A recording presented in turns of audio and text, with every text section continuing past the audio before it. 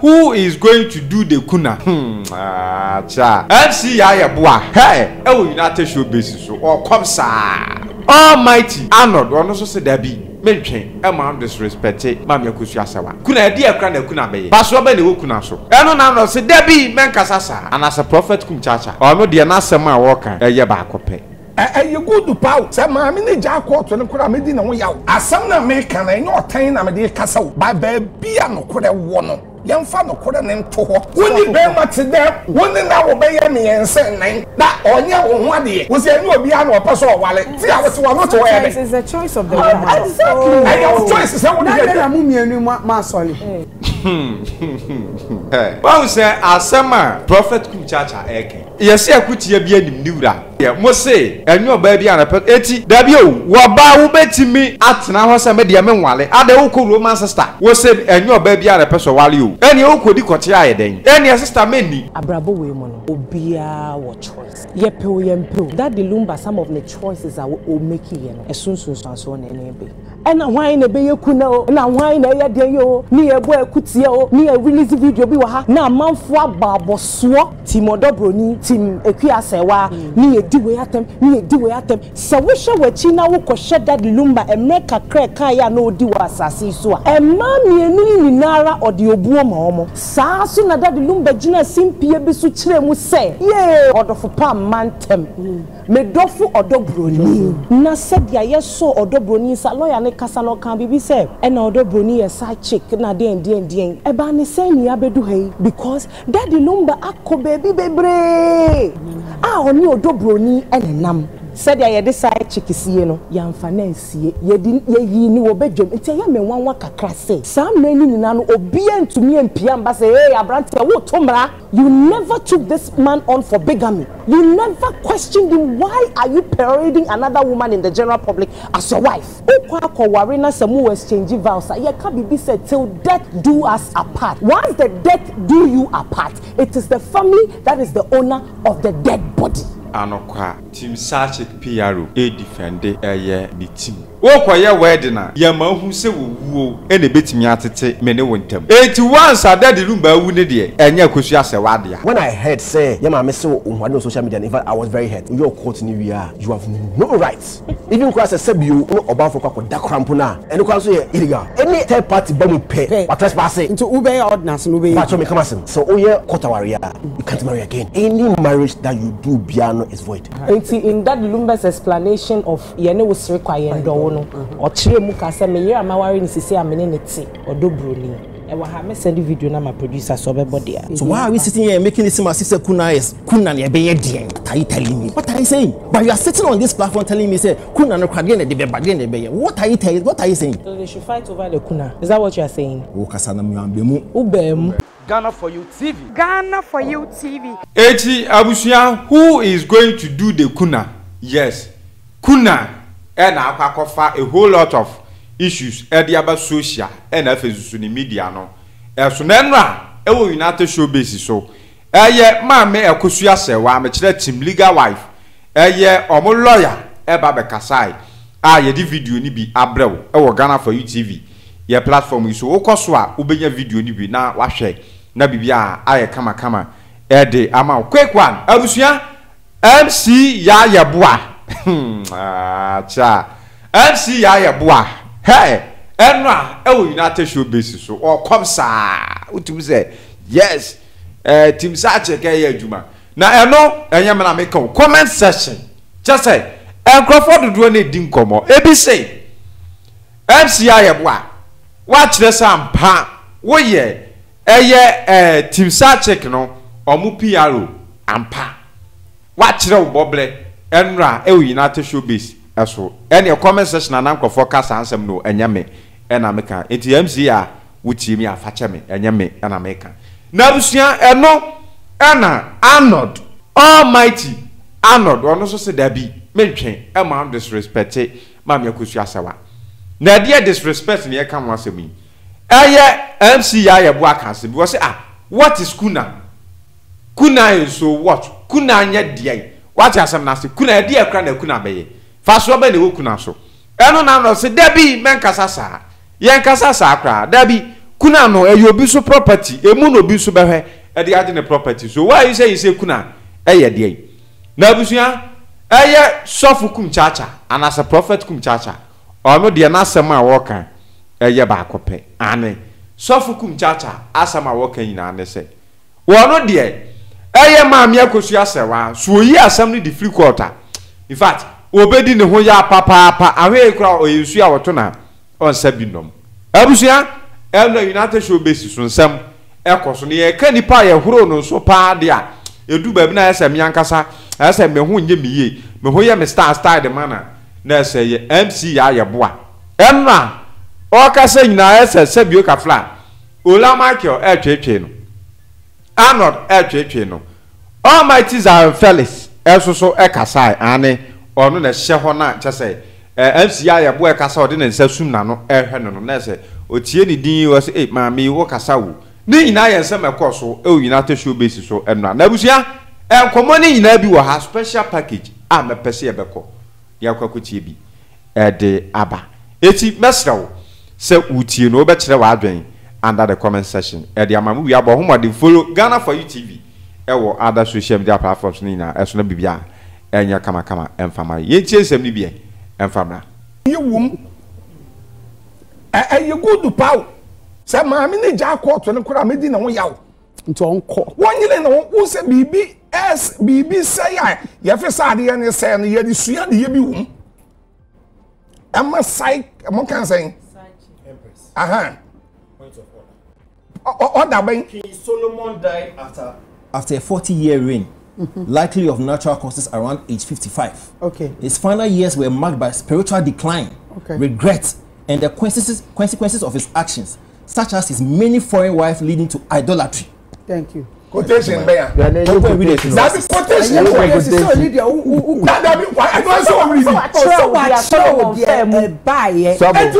We know be adventure. Some kawasa may be adventure. What can answer me me quote 2 years. Maybe I met to so and so, John so and so. Need the any quotation by. No problem, I'm a quotation. All your research, all my quotation. On the Sunday school no call. It was kind and one who tested no. Oh, oh yeah, lawyer. Sorry. Kumba go be. Team Kumchacha. Team Kumchacha. Mami. Manson. The one ebrochire no no ye sewa me pacho. Akosu ya sewa. Asam na me kan enyo otan na me de kasa wo. Osof Kumchacha me for otan kasa. Ba bia no kore wo no. Yemfa no kore ne nto ho. Saade we na minua ba vai de kasa. Sabi enya adisua na lawyer na kan no. Eya adisua ma yon guess na. Wo ni me matia. Yenye wo ho ade. Yon guess na. Wo ni me matia yenye wo ho ade. Da wo ni be ma ne be wu miensa. Awonan awunum. Da be ma ni be wu no. Ana wo benya abusua pani bia. Waje ne chaw. Na waje ne ntoma. Abegina wona machia na no waya meje hia kan. Eno so said you woni kampa waya meje hia kan. Benya abusua pani bi obeba abegina wona mo obekasa achelaw. Ti yon girls na ni me mate a wo ye oba ni be mate. Na one wa wo ba ko miyenu miensa.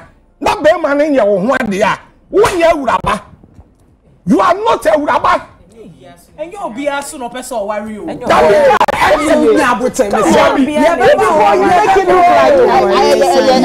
size fits all.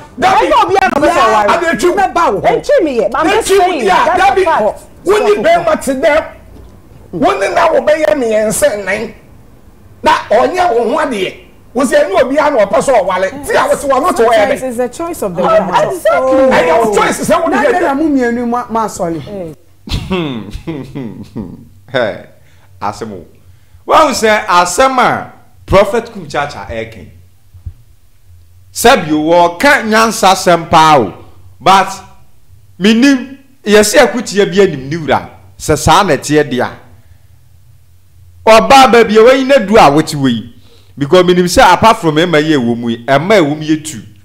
Yes, a may womb ye three, but yes, Crudy. eye Empress Gifty na meka MCI Yeboah ene other one what I say other lady no na ehwa de mo say enyo ba bia na eti da bi o wo ba wo betimi atena ho se me de me nwale ade wo ko Roman sister e bia wo ko Roman sister o mechirim ni yenti ase so ko Roman sister de a se enyo ba bia na ebe peso be wale o wow wo se enyo ba bia na peso wale o eni wo kodi kote ayeden eni sister meni what asam na se asam na aba no sabio kafra daddy lumba men ka se wa anya de bate mom efa ba bi no se na ofi se wo probo odo Bronii a na nke wo se eye German na wale no be kwakotwam a akokotwa mu na wantwam that be so pe eti once wantwam no pesa awade no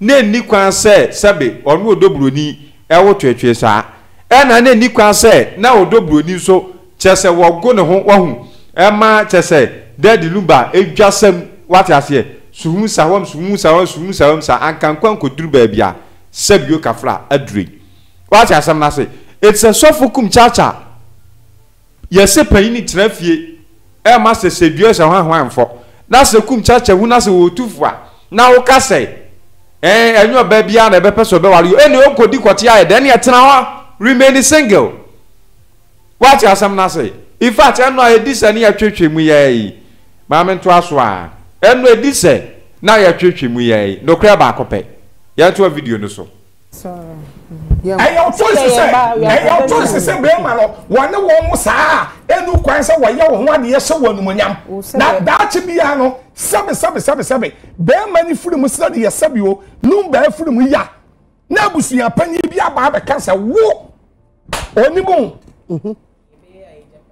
Obaya wo drop that be brown no open japade go o se na ni da ebusuya japade so na nya bi na ba ye ka ho asem amanso abai asa obi ko ti hospital ko to spend wo anya bi na ba ye ka ho asem yi mini aba edu ho na wa eti eye nsa na wo ade na ye ka no e ma ni bi mfensu ade na chese dabla MCI Yeboah na nkasa no oye ayi o dabla ye can say team search for no more head pa no esa say utie say de we dey call no a reply we dey call no a reply just say on person prophet Kumchacha akra be kasa o what asem na say on person be kasa but no all the same no na nipa dodo na so di nkoma say na nka wo say ye invite say one here e wo honom na nko no mo esa sisi o na be lawyer e dia ma team search no and ye no achi no pass out to no na sisi am no kasa de wa be ye lawyer pa e dia ma team search enti Empress minim say beef we and as issue we to am because on the 16th and a court no e be ba so no do Bronii akokire proving the certificate what I say what it takes for her to be a legal wife e ho e no be akokire eti Empress Gifty once as able ni ye nduru ho no mesre kotojugu for mensa dansa yem mesre next week nyame ya adom na adom bi su ye so na wusen ba mesre fa eyese wa me here fa na bra ai team search ni nyina aka omo ayi lawyer no fa na bra no metena dwam no mla machirichiri mo ho e bia na search for no so we se miss bia on be fine what you say e dia claim properties ni bi na aboa ama bibia kan ba busu ya me de metete o ya say obi asidam obi ahun ya kan say Roman father asidam ya de ama odo Bronii asem team legal wife odi nkomo ba o de say ya to video we no so ya de no ho update e bebram that's sabe o ko da won ma ba wo nam ti sabe obi ya je na wo 37 na wa wo agu ho saa sabe o ko da ho ba o na bi so bi ya je na wo 37 Why me? So for Walland. Me land we do here be. My me 1 minute to pacho. Eti mi ni aba on. Eti da sabe obema ni ho. Nipa anase wawu no. Se dam na abusuya ni be kire wo se. Yes ya won ne ye de hia ni tena ye nyina no. Ni enimu etu yo ba na ni be ma bi te na enye wedding na be ma na ye wo ba bi na wawale baby a waye wedding na ne tia force no no nya wo ho ade force yes boa because one force one man na nya wo ho ade a daache asembeba etimi di ma me di ma no sie ayiye no se ye na si akora na be kwa ye hwe ene enko na asumdwe emomodern emra because se wa na owo Germany no ene me nua ba fefefe odo no sabio han na ekoyi kuna no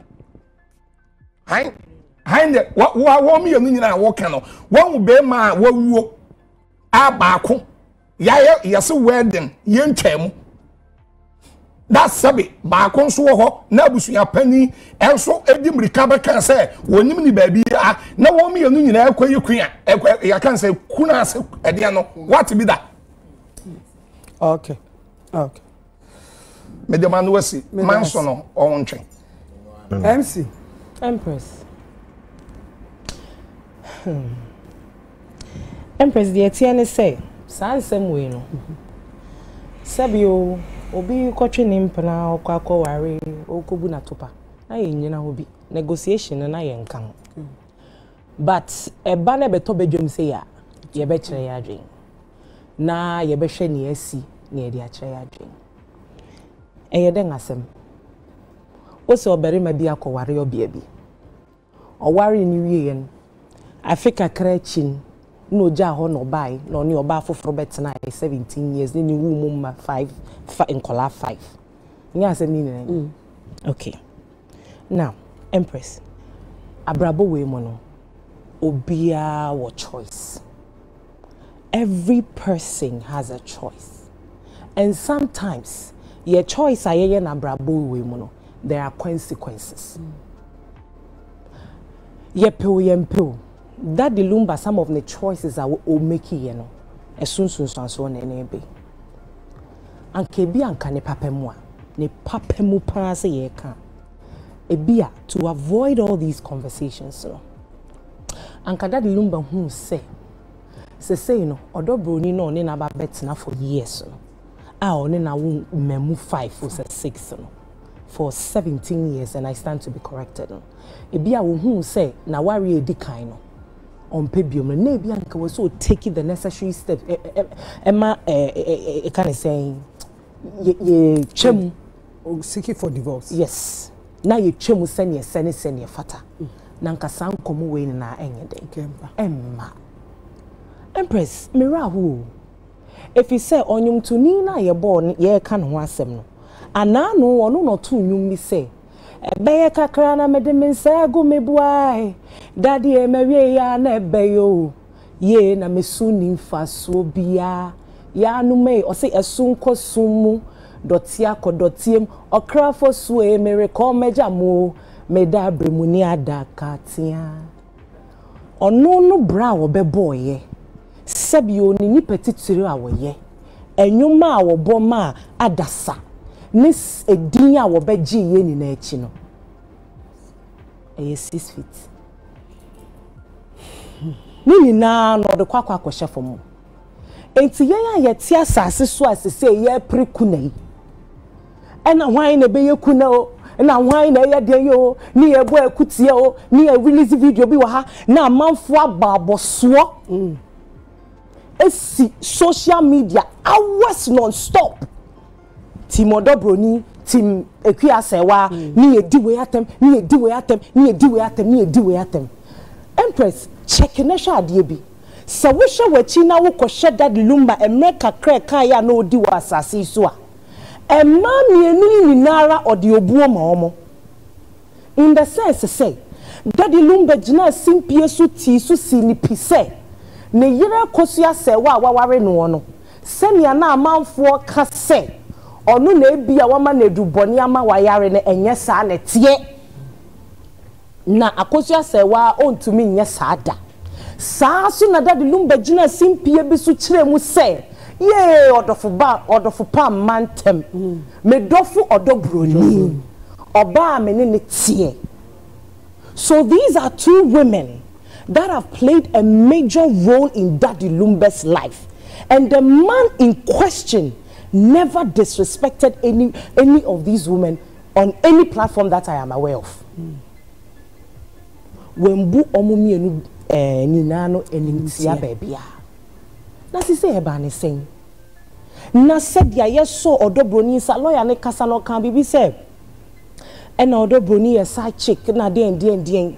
Eba ne sen ni abedu hey because me I am na kakra. Because daddy lumba akko baby bebre. Oni odo Bronii enenam. Oni ni gina simpie so kire se me dofu me hokafo oni owo me nchenie. Akwesi honest e kire ma. O say daddy lumba show so omo be form ni kobo biara. Daddy lumba insist say mo mfa me yere odo Bronii enkan enye sa show no me mebo.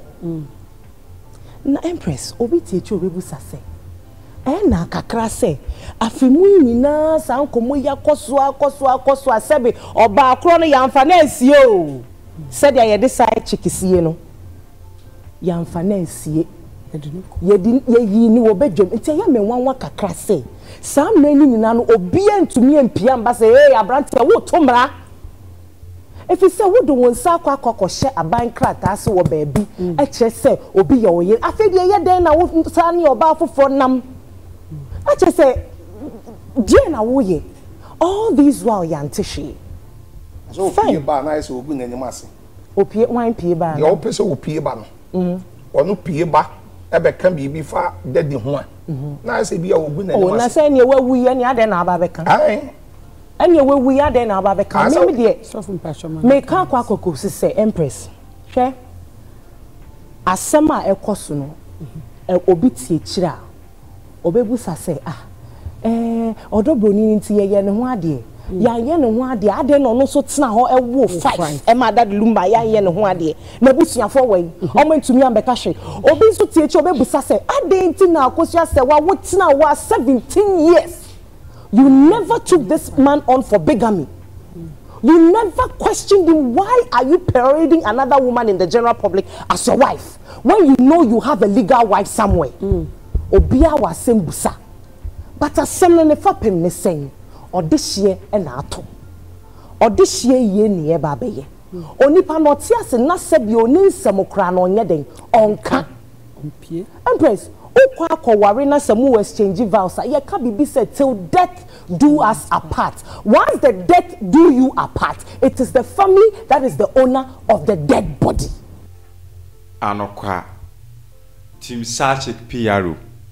Defende ni team ampa abusuya MC ya Yeboah while making it clear or say wo koye wedding na ya mahu se wo ene betimi atete me ne wontam 81 sada de lumba wu ne de enye akosua se wade ordinance marriage o hwanhwanye o enye de lumba ena obi kan ye akosua sewa eba beji akwa akosi bate mom ajapade de obetimi apre ba body ni de eye abusuafo de eye abusua panni eye kofiusu dia woni ne ya adwen anane ne nya adwen team Sachik PRO defende na wonso wo sesei kire wadwen no ka bibi se nanke wo se time 17 good years no na wo se nipa ne ba abonten eba be kasam se wodo nsa akwhye krata ase ene mawale enti ebe ya de wo ya nu chai eti amla once prophet Kumchacha ema no quick respond na ono so kire ne say sa nipa na we expect se ompie mla abonten mla mekasa no sa nipa ni pie ba abonten disrespect de ma dead lumba eti wo ba wodo ni kunu no we decide say mimpie eno onim ompie because onim de waye ompie because onim emra ne sa wade na wawale no sabio kafra sa ordinance marriage no okokoya there is no way so be sentimi akoye ordinance marriage bi na say waye ordinance marriage wo ha aye ordinance marriage wo ha ensisa ye once na customary marriage no eno so de ubetimi esan wale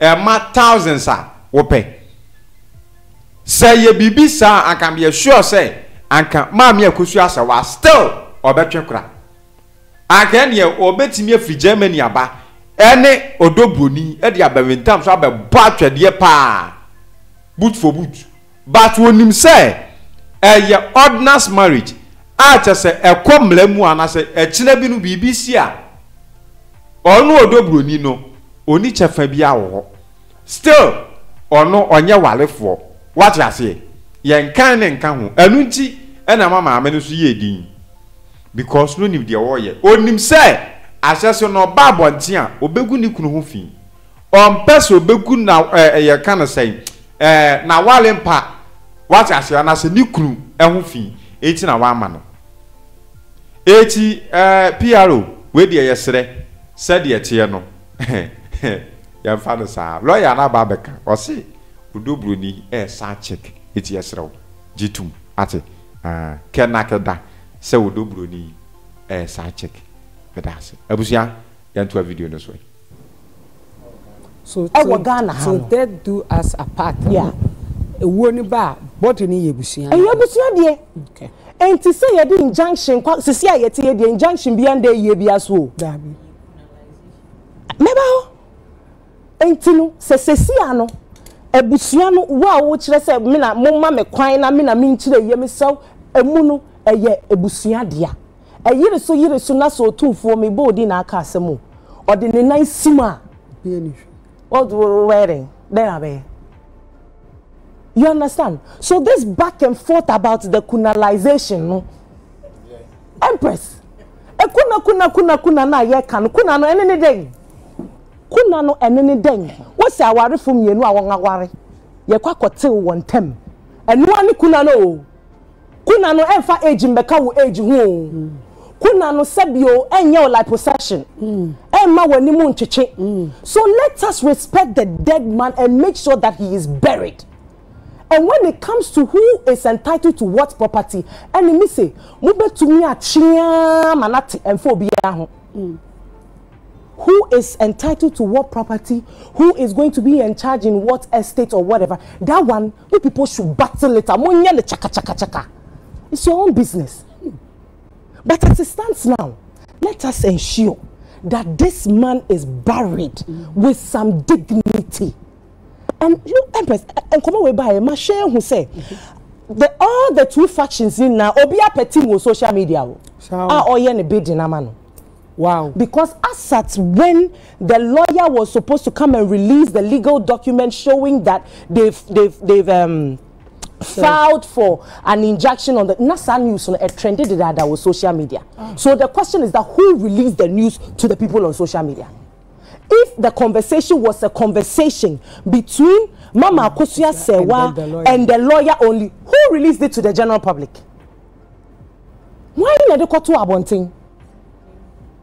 Yamika Notima say, so you people, you are disgracing yourselves. That is what you are doing.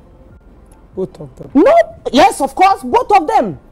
Nobody is peppering anybody. But if the man himself has been able to acknowledge that I have two women in my life, and we are told there are other women that he had children with, it is we don't know yet.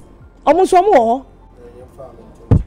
If he's acknowledged these both women in his life and he never disrespects any of them on this thing, what is this thing about? Kuna no we are sebio we fear ne yedi biba be ka hwana. Emfaso so pa. What am I say? If it has to do with the properties, eno de enkola no mo doso. Enti no sem de amobechi no se ne yebeche no yebecha mo bi enyane de. Ba yebese me asasre bio se. Ye pese ye see that the lumba was sunjwe mu December 7 pacho Black Star Experience December 20 ye bejami o. Muma ye sie papa no na ye nsunu na afi asem nkoto se mu be yi asem na be fie na maka na asumdwe aba mu kana asumdwe mbra na ye sie papa no asumdwe ni enidie ni obuo mu na se ye wie na bia estate ni japade na mo be pre wan ya mo fanya mo do yourselves that one nobody can stop you and let who is entitled to what to get what but the disrespect to the women in Daddy Lumba's life, the name calling and all of that. It is so unfair. It is so unfair. And said your lawyer no di kind of kasa me refini din kakasa obe Williams. Lawyer Williams kasa ye no. Enye fe. William. William. Senia okasa ye no kan na wo na obi be ye we na wa beji obi kun. Come on. Onipa na oye kunu na wo so akwaji no onipa na so ne nsam de ne chia mansan. So what are we talking about here? Let us Right. Was there a point where Daddy Lumba did Bronii jina simpie so a cast and a year no? One can you down. But no. Baby jina mechanic 60th birthday no na. Oda nasi. Yeah. Say he's been there for her or a doffo. As who say also ne doffo. But so one can send a year no. That's no. But that's not what I'm saying. That's not what I'm saying. You are saying he paraded. I'm saying that he paraded another woman as le doffo. And I'm saying that all these no, listen to you. All these le doffo and then I will me no wow. I better you wow. And that dear. Make me the person me tell say. Say be man you know another the Lumba hold you in high esteem. Mamu mayen dane no. Yen shena kuna no kranye mo munyai. No, but you see, you are underrating and undermining the value of kuna. I am not undermining. You are doing it. You've done I that. am not. You've done that. I am saying that. You are making it seem like a serious person. No.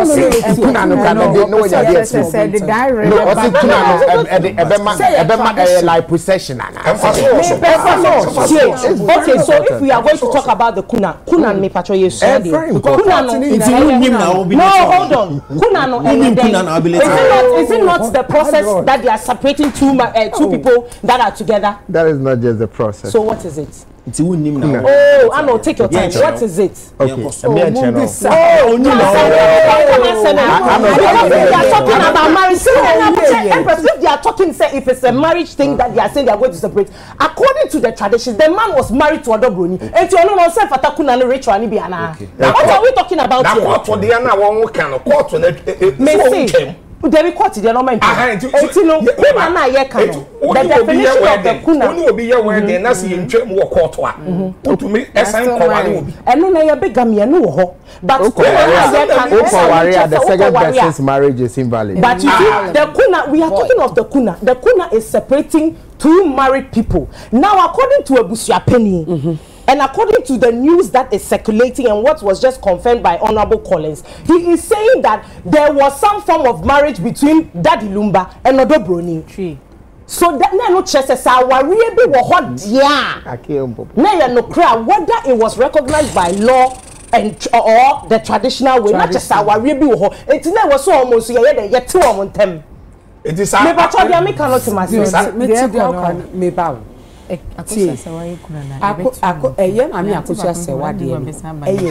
from Germany and no ena ebusia penyi akwako hwehwemu aba back ama yati asese we hunu se sana ye papa Lumba eye Odo Bronii so ho ate na chese ono so ya ware in the traditional way that is our law no mu dia law no dey recognize anti-sewa but e ba ni fie so a recognize Odo Bronii so ye ne yere so that means nya abotre that means say kuna no eye ade a ye de ti our reform tema na we so ono so ye tin ntam fi Daddy Lumba ene eye we because me akuapemfo what say what you kuna ye ko emuni ho a wo kire omuni sesise no wawu unka atiasefo hu biom oyire nie onye wo yire biom hu na atwam omma no omonye wo mma wo asamande wo hu ma twa ni etwa kutuo mu mienu no oma de aye de ombe na chese ya separate the dead from the living. So if indeed there was a traditional marriage between Odo Bronii and now we are not talking law, we are talking kuna. Kuna is tradition. So if indeed there was some sort of marriage, then that means to say no that means to say no Odo Bronii no any Daddy Lumba there was no so ye dey ye ti omontem. So do you understand? And we say omo yi asem be no mo ni no mo tinase. Do you understand? Okay, eti abusia me say search PRO at least o make sense be e wo hanom eni matem tie me won se se eye no kre sampa ye yodo Bronii ho ade dia in fact emra mu no eye maam ye kosua sewa na mla no recognize no as a legal wife fine but se ba mamle mu a amamle no so recognize omumienu no as wives but what you asam na say okay ena sisie no yewo bibi a ye friend say amamle a chesisi am no ka say de lu ba free obi anso nim sese oba bi free na say be ma bi free mu a ye wa amamle ye na oba no aji be ma na ring a ehye no e de ato body no so ana se be ma so no yi oba na ring e de ato body no so and this is the situation na say ye wale odo Bronii e wa amamle kwan so even though say in fact e bigamy there but say ye wale ni wa amamle mu there and ye e was sa rituals no ye perform same thing edema on because say eba say ye yie no na say dead lumba body da ho I hope say there is no way I won beka say maam ye kosua say wa de no sorry to say ye court awale yenti no onko court na court yi dead lumba ring mfama no da bi ye same rituals ni bia na ye be because amamla wale was done before the court ordinance marriage say you ko sign papers no am ye be nya din ordinance no what you asam na say enti ye be perform same right ni bi e dia ma me akosua sewa esi ye perform traditional ye can say funeral right and as a rituals ni bi e dia ma me akosua sewa na se ya ye oba foforo bi so ho ade wo same amamre kwan so a ene sa oba no so no ene o se perform same rituals ni bi edema no na ye yida dirumba ring edema no minim say de me cannot ase de a yes nti ha de I think say such PRO it make sense me kira MC ya Yeboah it make a lot of sense e wo hanom of which e bia wontem ase but e hanom matenase yeah matenase because sana was say e no de honestly speaking no crab akope even though you say akra na ma ne nkowako aboa na ka no e de na abeye at least enti no eno no de no crab eye ba akope abusua kire wa adwen under the comment section ye nto aso ni video ni musam ne bi. Let us move forward from this. Who is doing the kuna? Who is not doing the kuna? That's what I'm trying to say. Is no onipa no be yano. I mean, come on. Don't let me say things I don't want to say. Yes, yes,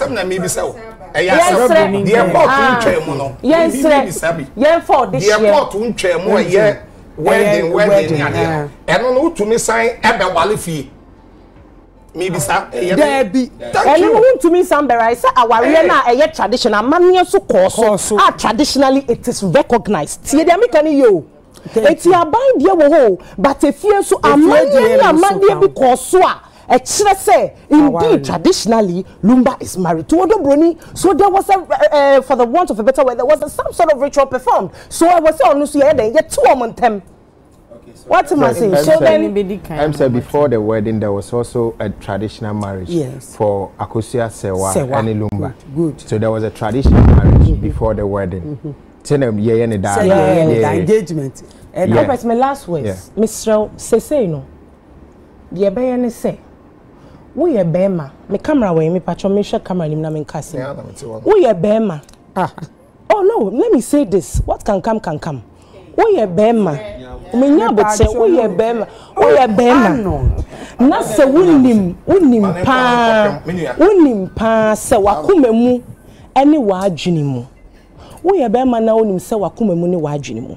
Untumi nware oba baako a. Mesrew. Memfa wonsa nkɔhye ordinance ase. Ne nwie na mefa obi ba. Ene ne nwo nkase ma ye ho ade wo fie. Na sebe daachi bi wunni ho. Na wachi aba be frustrate obi ba. Period. Simple etiatia. PRO a strong warning at the ama brotherhood.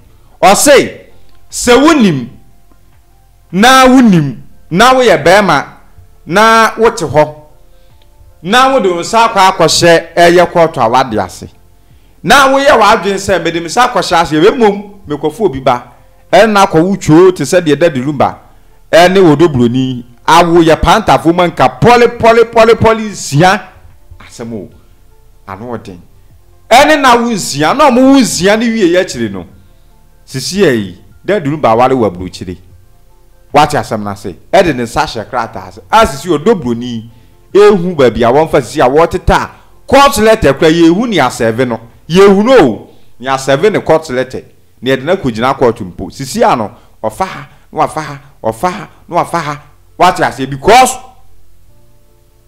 onim se wo court pe ne ho ka de ka susuro etie no na eye team search PRO ede nsem bia begu monten so sei ma me frustrate yen me entene ba bi yes search for the pen sa me entene ba bi se wonim se wodun sa kwa sekrata ase a pachaw ma ye ho yento aso. If you know you cannot stay with one wife, don't go and do ordinance. And until I am out options, I am out buffet. Choose suba kone ko wenim. I'm not admitting. I'm saying no. I'm saying apart from that. Apart from that. Apart from that. I will be there for because the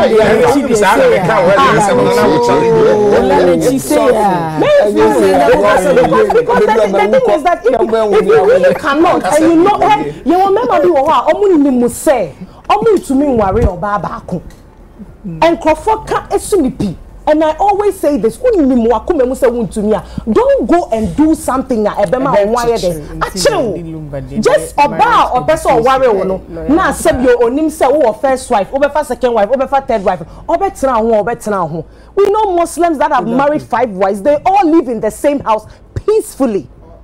And it is a win to me. And for one son, kwasha ordinance I say. Na yem before obi ba say wo de ma ya one dey wo fie. Na say dachi bi wunni hwa. Ababa be your problem. It's simple. Zion. Zion train. Zion. As I can say, Abanon. In the media space, no, say asem sia na ya frɛ ɔmo nim di wo ho na ya domosko. Nti se akusha se wa lawyer.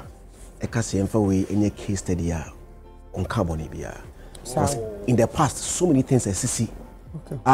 Ebia is here near Fabia or nutritionist who are from the nutritionist side of the issue. Ubia or footballer say I share from different angles. In the lawyer but no case a same way by a additional ma or say a case study I think say it's the right sense. And then again Lumba is a huge icon. Bema attention about so amani peribe na so be film. It is unfortunate say drew this point. When Lumba a tour from no beginning no marketing kitchen I shall say ban am saying no the way things are going on here a be escalate amano I west and I be drew baby I be drew.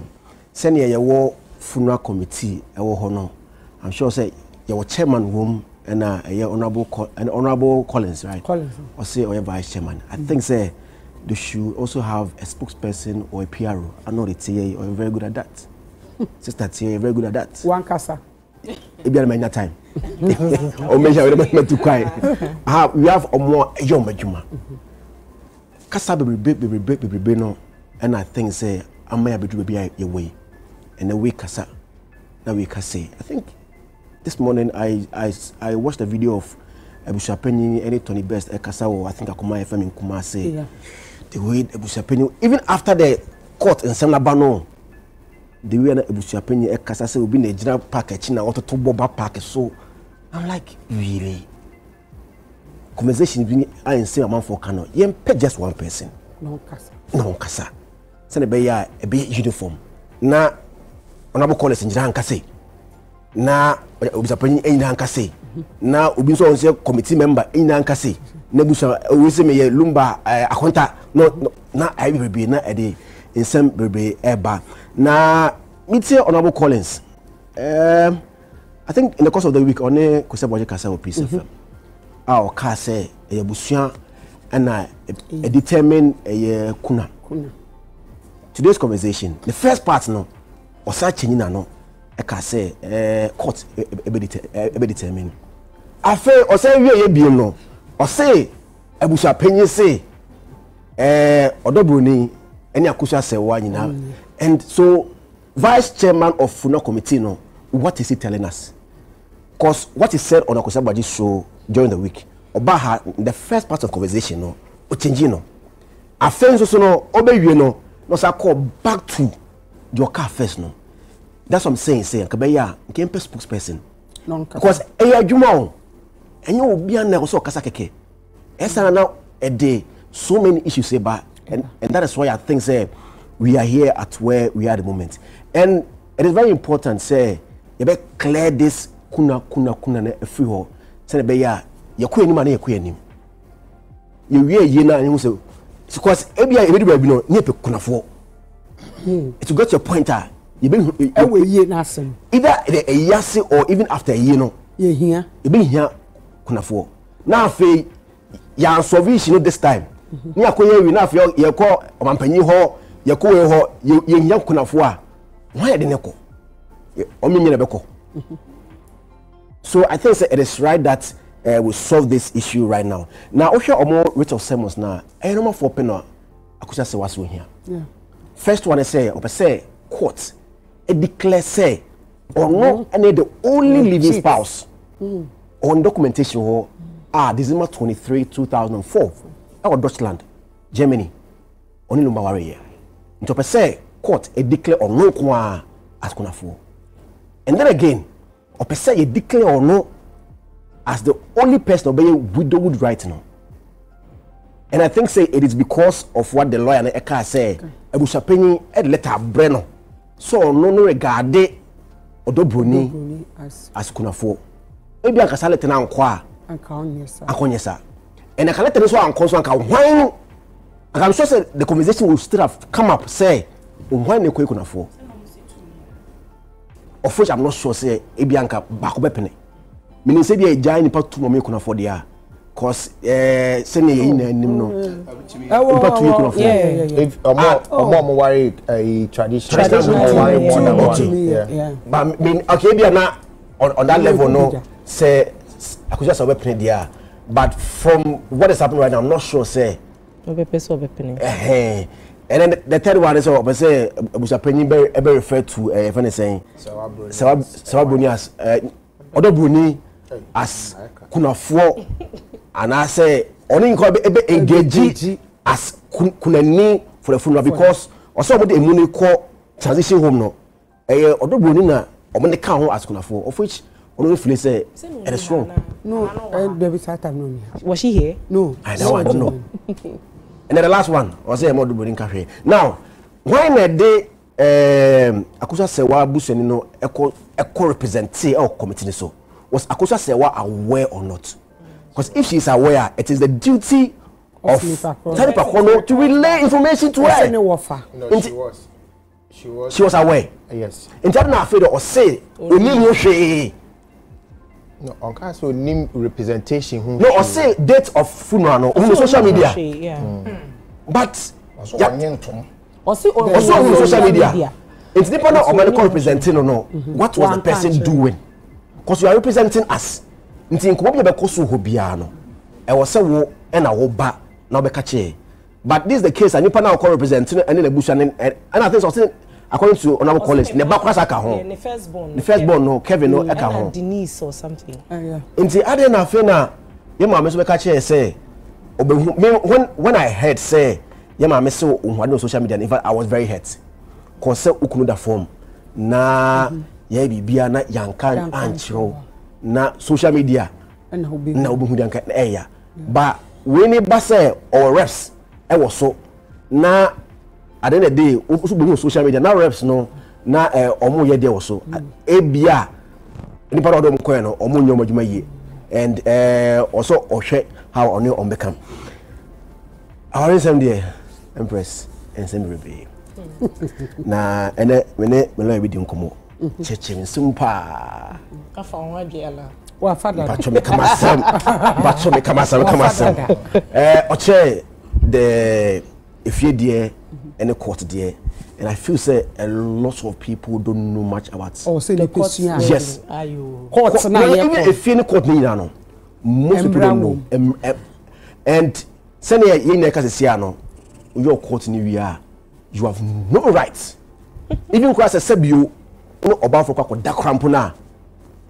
Yes. And cross here illegal. Infidelity. Untu mi ni obi da ba wa. Nipa na wo ko what's say? No. What's say only wukunu? What's say obody no e for wukunu? Ena wukunu so body e for only you. Only you. So if any third party bomb pay what trespass say into ube ordinance no be. Pacho me come asem. I come asem. Me ka de me lawyer ka chere me. Me lawyer ka sa afa mo hadwe pacho. Me lawyer na me akasa ube ordinance. Me lawyer na different from lawyer. It's no Empress. Ohwe me according to what me lawyer ka chere me no. Se me tiemu ya na so oye quarter you can't marry again. Any marriage that you do piano is void. It's void. Enye juma. And then again, so we if you warrior, untimi nya quarter warrior later to somebody else. We if you warrior according to me lawyer no. We if you warrior, untimi later.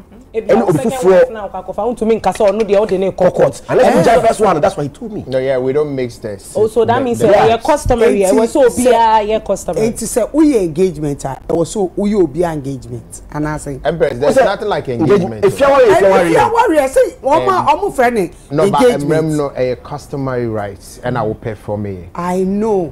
But okay, so call the main it's no in the case where we have right now, no, I used to as a case study, no, where somebody married in Deutschland. Okay. The other person came to marry in Ghana, no. What lawyers are saying now. Oh, two article we almost say about oh. Cancel. Obey me a paraphrase article. Tobekaya. But what me now, but that's research now. Adosu. Omuchira. The second married now ben emfa enimra kwam. Enimrem. And prohibition of bigamy. Verbot the doth. What's it? Verbot the doth. A marriage may not be entered into if one of the persons is already married. Original German. That's Dutch, you know. That's The marriage may not be entered into if one of the persons is already married. Yeah. Wow. That's Dutch law. Yeah. Into so warrior.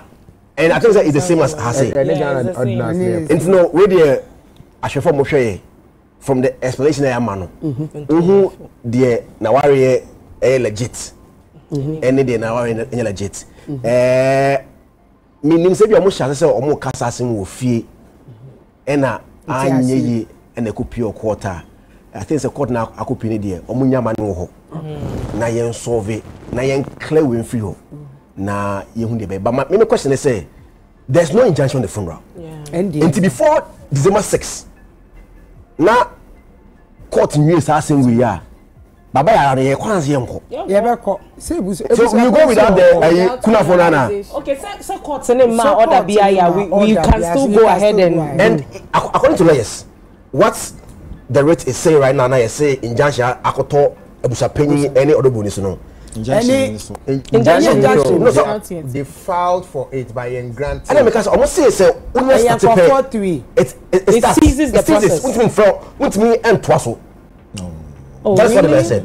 No. Okay, so you felt you will be filing. Say question, my question each year. I had the on Chimuna say file a beko court. Nipa na we defendant and so a day on so responsible near Kano court.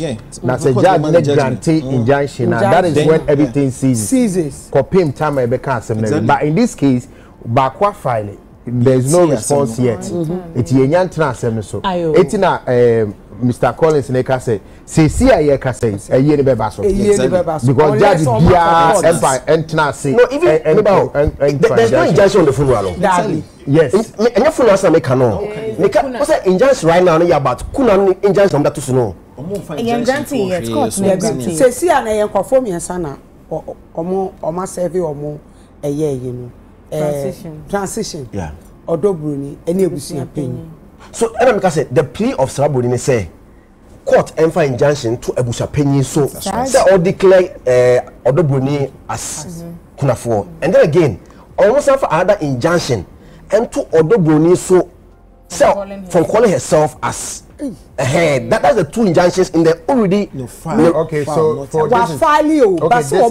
this is what they filed okay or share a first page now or say an order restraining the defendants so odikama defender here or Bronii busa penny any transition okay their agents assigns workmen etc from one either collecting the body of the late Charles Kojo Fosu Dedikano and two from the morgue and two from performing the burial and final funeral rites of the deceased. This is what they filed. So they are filing, but a judge there's no injunction yet. So that's what it means. Now say a year or so or the injunction 2 years. We are filing injunction. Filing now we're filing or the court to say injunction. That's right. Yes, yeah, exactly. Injunction too, so yeah, fine too, so yeah. So we're filing. I just say ebusia penny and court for so. That's right. Thank you. Now for judge in your OP case, no. Yeah. Okay. Yeah. But I think what Arnold is trying, Arnold and I are trying to say is my yanka say yeah the injunction at so okay yeah me and can say because you find injunction too yeah and now me de mano esino omonye ntem oh yeah say court and uti lawyer now because of what Honorable Collins was saying still no because the earlier submission of Honorable Collins now or try san ke nyiko fi and sabu akoso se lawyer say oh the oka no eto asum onya ko nyaa de here say asem ya solve and later Honorable Collins esa kasana ko esa de ya kasana enye lawyer de no say ni yenko court so it looks like court ni de beko in the court nyenye ntem so omo ese ye hu omo so hu Bronii N7 no nti yenhwe how I be hu Bronii ni 7 na inipa 3 no yakọ court na yenye ntem before December 7 because after December 7 shows be beko so I was a call alcoholic I was a call beam concert I was a call what is it Afro culture I was a call so many shows nti ba mo cho ye court ni ntena asemfa na asem nkono yen solve kuna fo issue no na yen to Yeboah se na yensu Charles Kojo Fosu because wabeboa omankoko Ghana and the world as a whole. Now come. Let me clear a little bit on Zion Kasa we ya disiade no.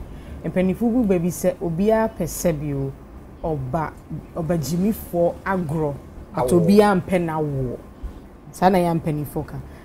Ebetimi esuane but case study na akoyeda de lumba ne hame because ekwa ebe say you see ono a obehwane say efie nsensem a we chain na de bia na ye friend lawyer na ye horo no wo radio so na fi akwakoye feudie kakra akosi ampimo tonto so obia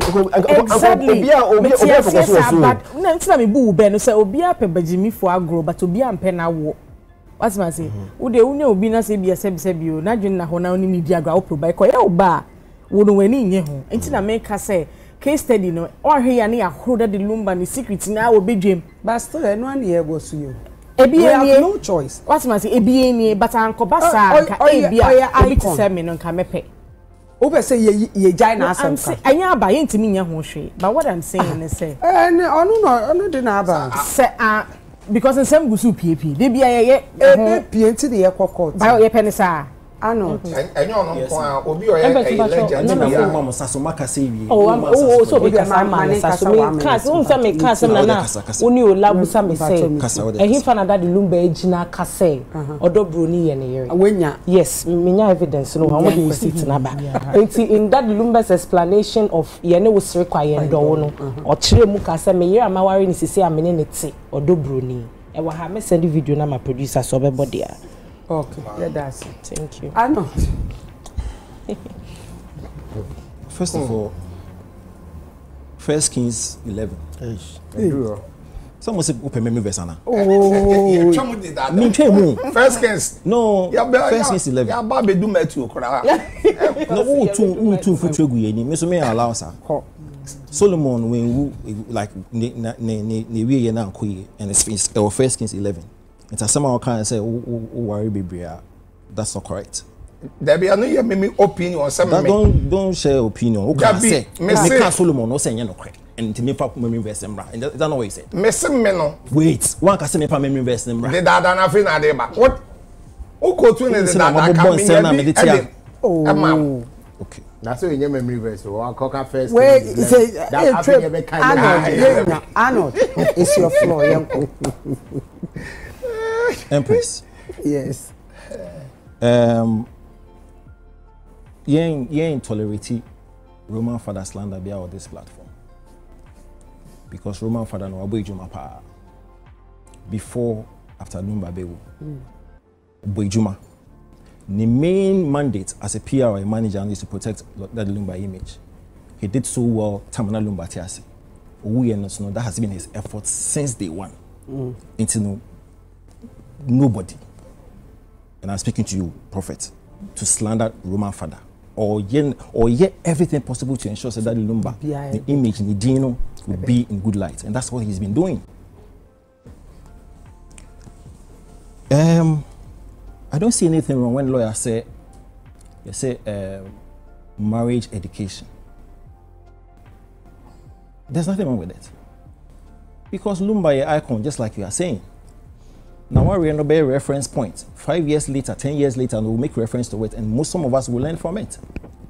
And if lawyer can say for marriage education, I can't bonnet. Empress. You see, now me to say a seminar bar.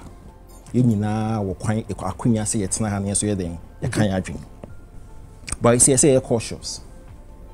Yes, I see restraint in the way you become.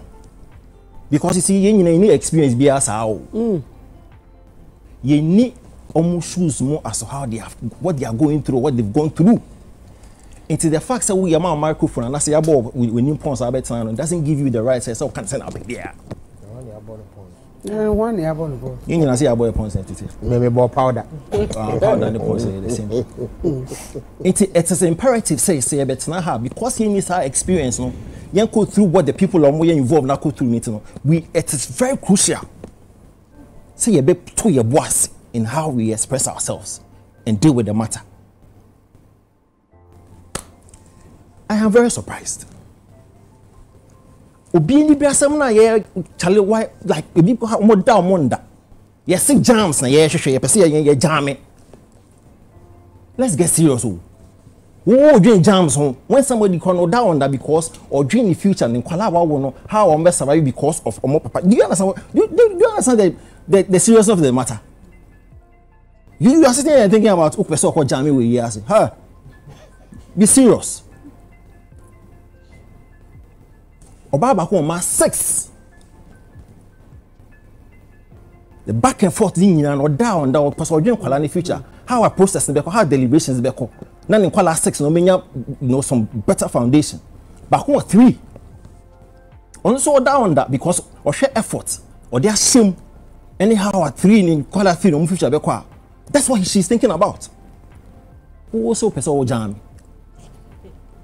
Huh? Jam in April. Masa. Master presume. You're careful. Because Empress, lawyer Nekasam, wasn't that the Lumba Aja, Mame Sawafi, Germany, not or breastfeeding one of the kids. And to go through it.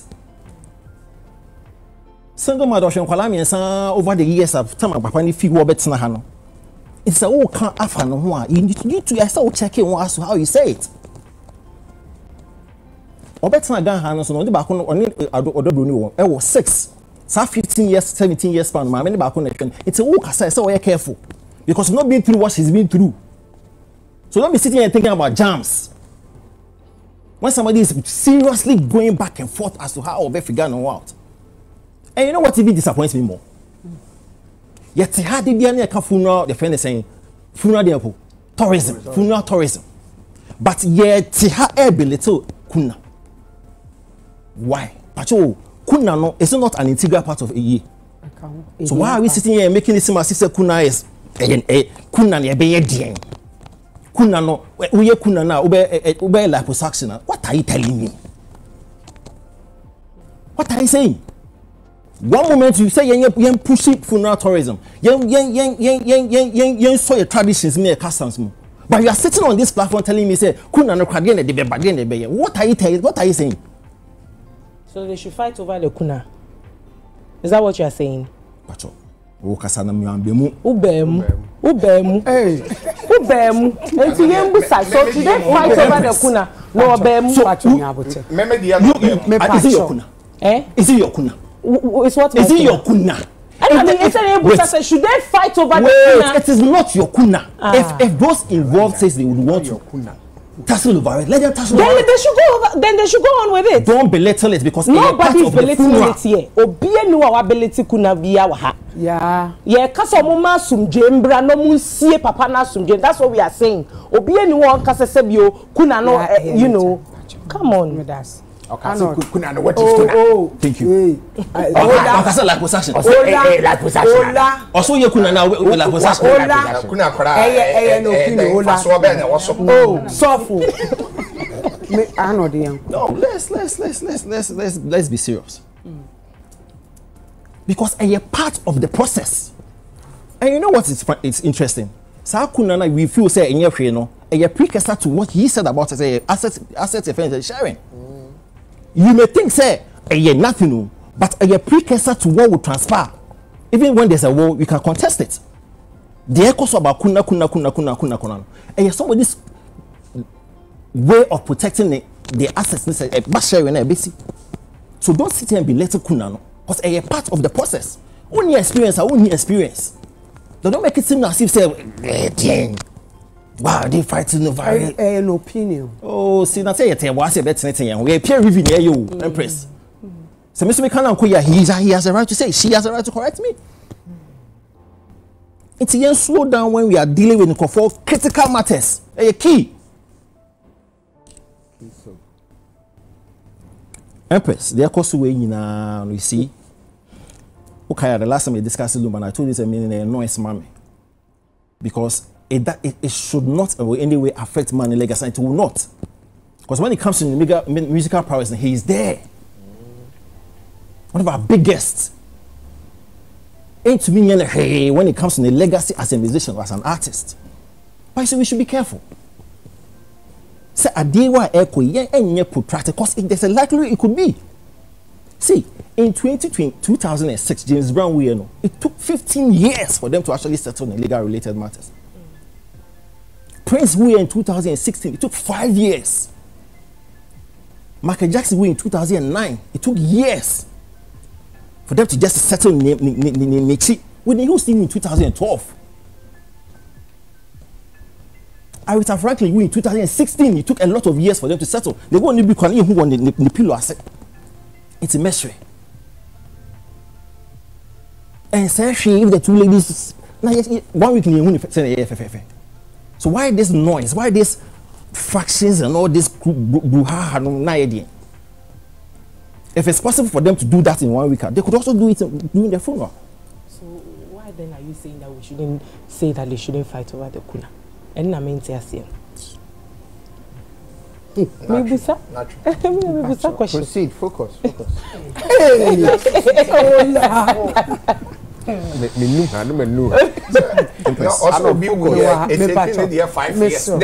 Okay. Etiabusia enkomo no enyina ne akwakotie no. Wuchie Arnold ensema wokana. Na say MC ya Yeboah asem okan say what is kuna? Kuna na ye de na kuna be ye no. Eno na chese apushi Arnold ama chese Arnold enso tutubi ye de man ne ye se akutie bia. Enim ni wura tie duru ba bi no. Ohu say MC ya Yeboah eso so.